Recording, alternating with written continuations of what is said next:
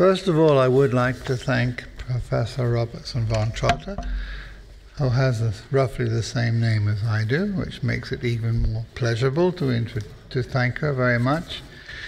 And the person with whom I've had the most to deal in getting here successfully and being invited is Rubina Zen. And I could thank many other people, but these people have been thanked last night. But I join in all the thanks that were given to various organizations and various individuals. So I will try to come directly to my comments, for which I have, I guess, about 20 minutes. First of all, I would like to emphasize, even before I start from my notes, that one should always remember that to a considerable extent it varies from country to country, region to region, that the word tradition is a modern term. So when we talk about a contrast or a binary opposition between tradition and modernity, we aren't really talking about something that we don't know about or something of the past. We are talking about the past in very modern terms. And that is why, for example, Karl Marx, in one of his most famous statements, could say, tradition was like a nightmare, which is a very common theme, particularly amongst left-wing social sciences, sociologists to this very day. For quite some time, there was quite an obsession, particularly in British sociology, not me, because I regard myself as American more than British, at least as far as sociology is concerned. There was a great concern with the idea of de-traditionalization. De-traditionalization.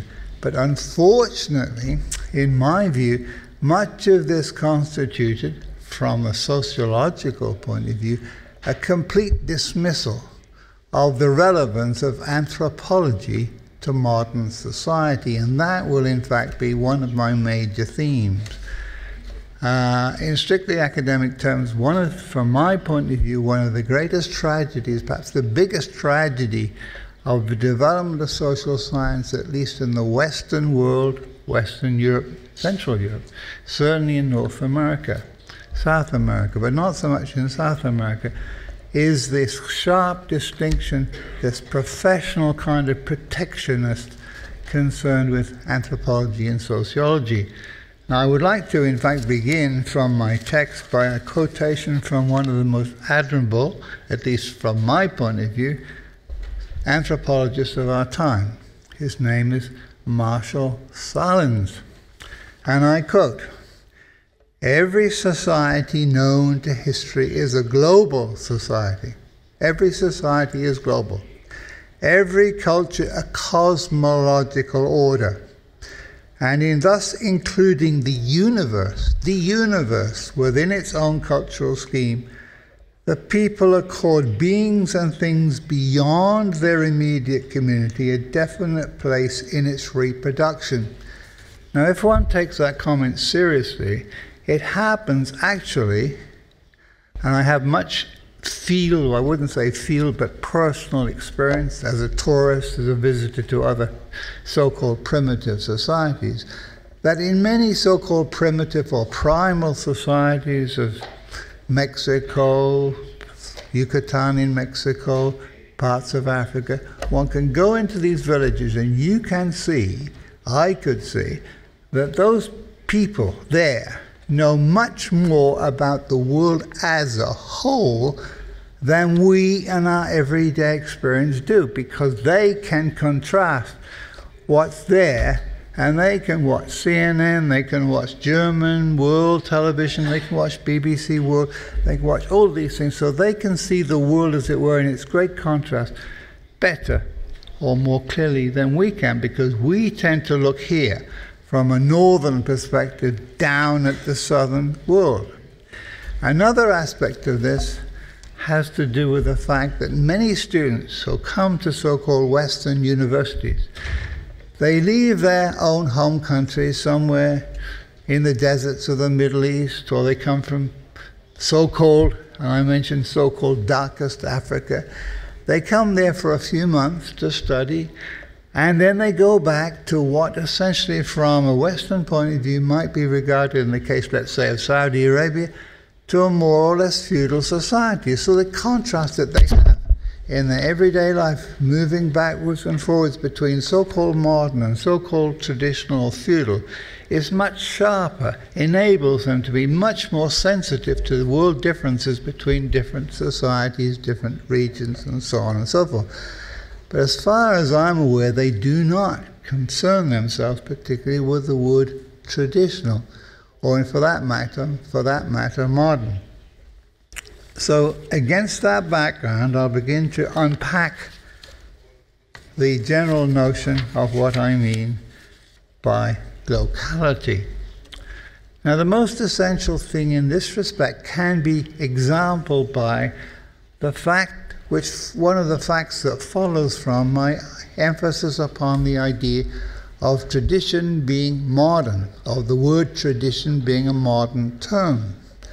And that has to do with the fact that in many respects we find that there are special global, and I mean global, criteria as to what constitutes a tradition or a traditional culture or a traditional ritual and so on and so forth. In fact, when the United Nations began to take very seriously, put high on its agenda in the early 1980s, which is not that long ago, the whole issue of indigeneity, indigenous society, so-called native society, they had to produce a criterion. They had to produce a judgment as to how one identified and how people could claim the rights to be an indigenous, or what in Canada is called a First Nation society. And what did they say? They said, well, you must have a language, you must have certain set of rituals, you must have certain kinds of prohibitions, certain kinds of prescriptions, and so on and so forth. So in other words, we have ourselves at a global level, or certainly at the United Nations level, indicated, laid out, specified what a tradition constitutes. So nothing better could demonstrate the idea that the idea of the traditional is a very modern idea. Now, this doesn't prevent us, and should not prevent us, from distinguishing between, as it were, societies not obsessed with, concerned particularly with the way they used to live, or thought they used to live, as opposed to the way in which we think that we live. We live in a time, in fact, when it is virtually impossible not to imagine people believing in anything.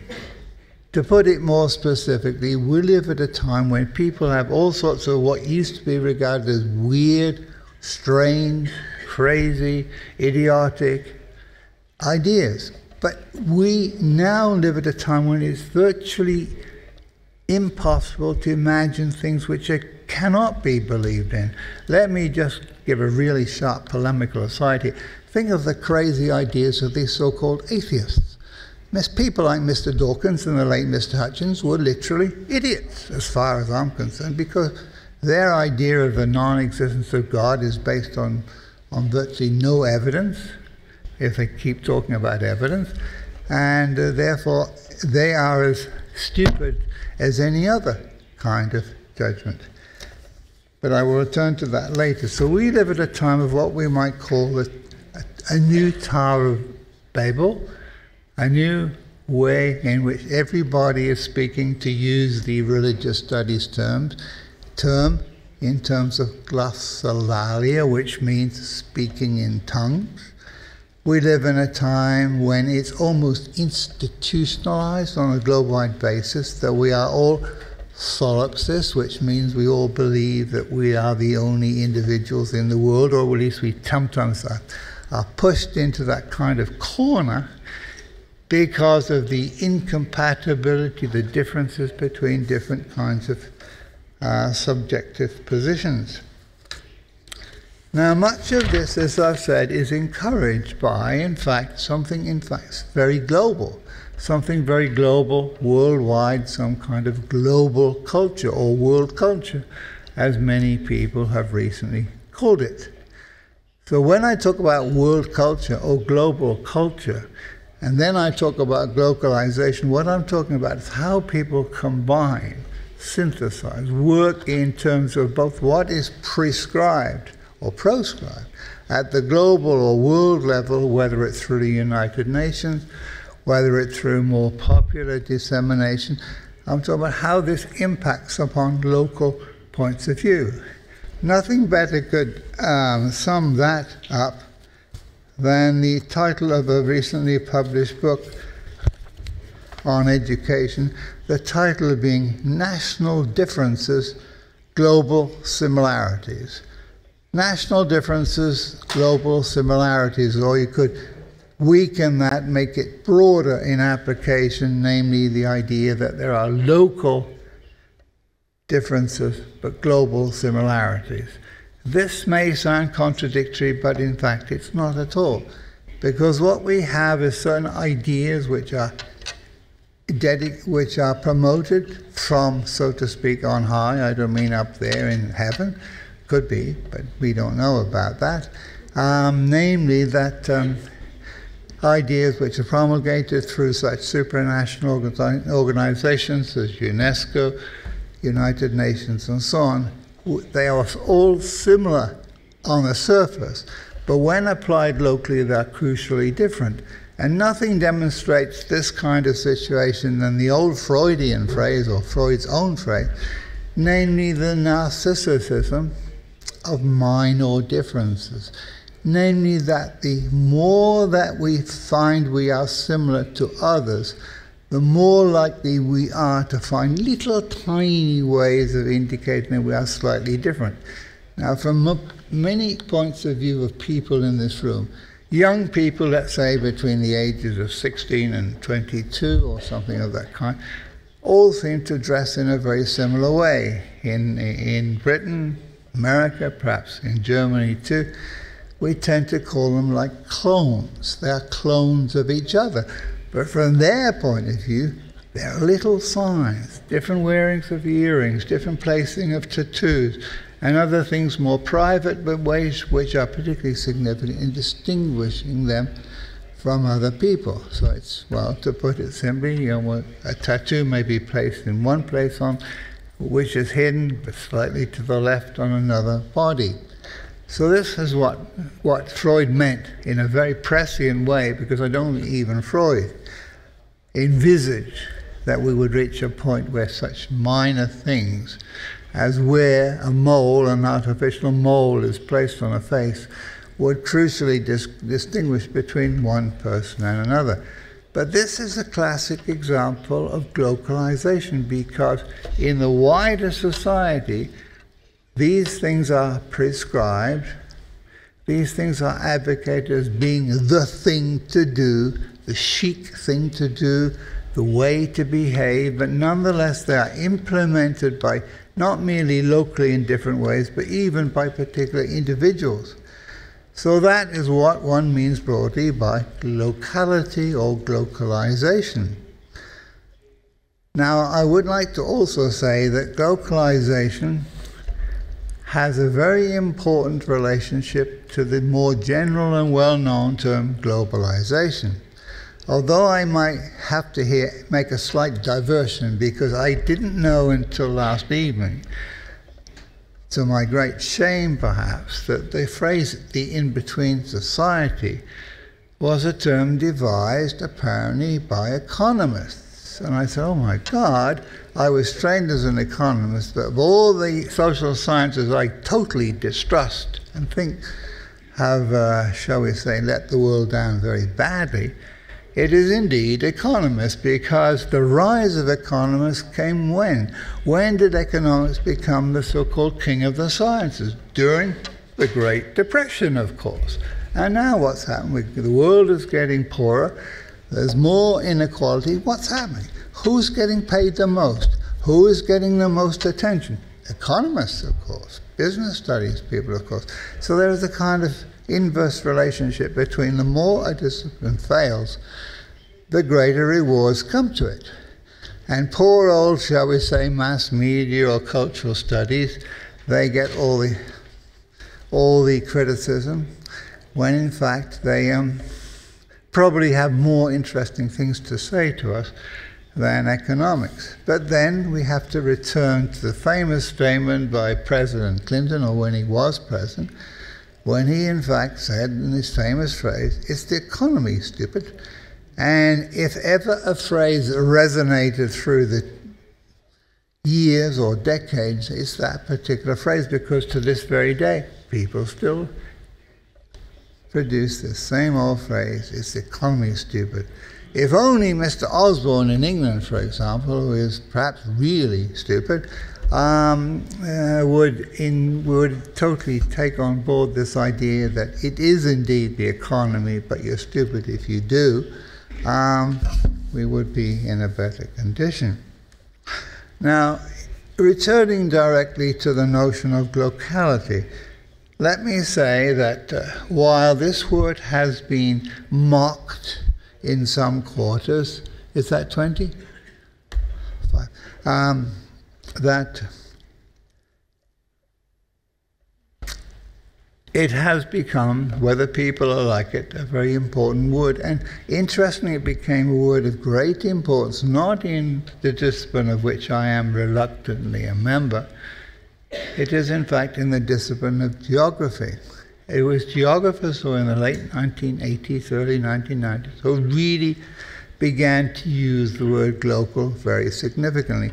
And one of the major reasons for that is, of course, because geographers deal with the issue of space.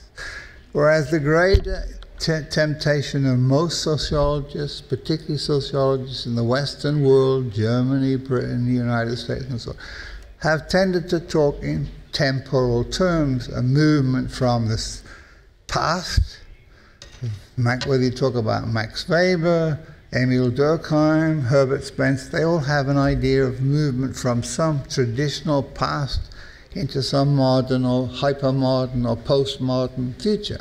Or as Ulrich Beck, there was a Karl Beck, and Ulrich Beck calls it the second modernity.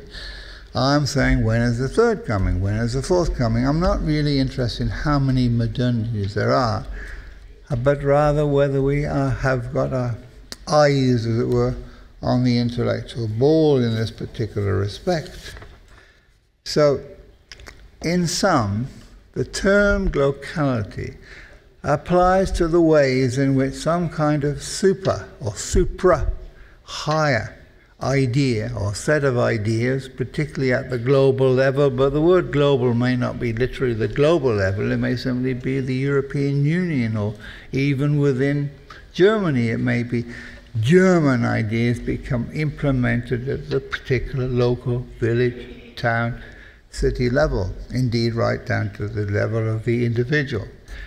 So in that sense we have a complete synthesis, a problematic synthesis, sometimes a tension between the local and the global. Now, people used to pontificate, used to talk endlessly about how one could possibly reconcile the global with the local. And it wasn't until people began to realize around the late 1980s, the early 1990s, that it wasn't really an intellectual problem.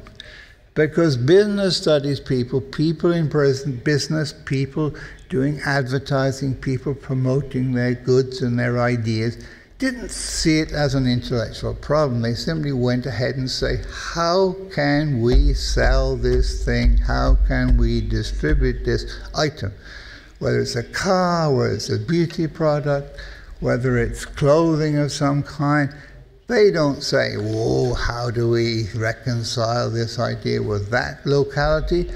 They go ahead and do it.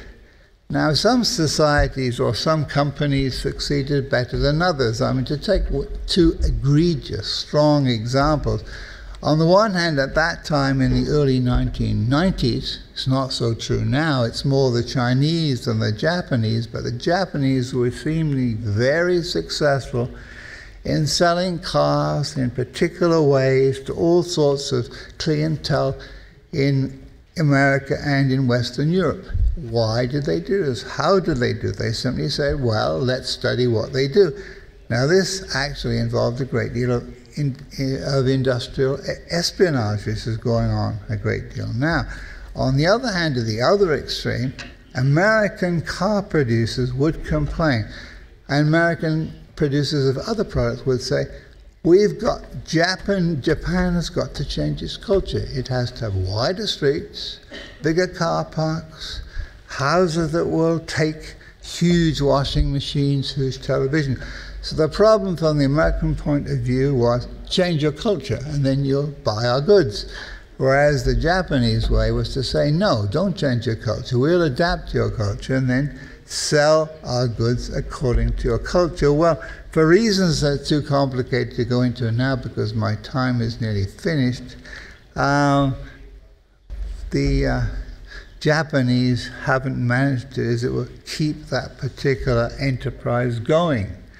Nonetheless, my argument generally, just to sum up in one or two sentences, is that we now live in an age not so much of globality, a so-called global world, which is partly true, but more that we live in a world in which we are subject to, on the one hand, a kind of world culture or global culture of ideas as to what's fashionable, what's acceptable, including the value of tradition. But on the other hand, each locality has to implement this particular idea of tradition. That is why, as we talked about last night in a wonderful session concerned with Afghanistan, why people would talk about there are different kinds of tradition, there are different kinds of modernity. And so with the clash of traditions, the clash of modernities is even more important, or at least as important, as the so-called clash of civilizations. On that particular point, I think I am being made to finish. Thank you.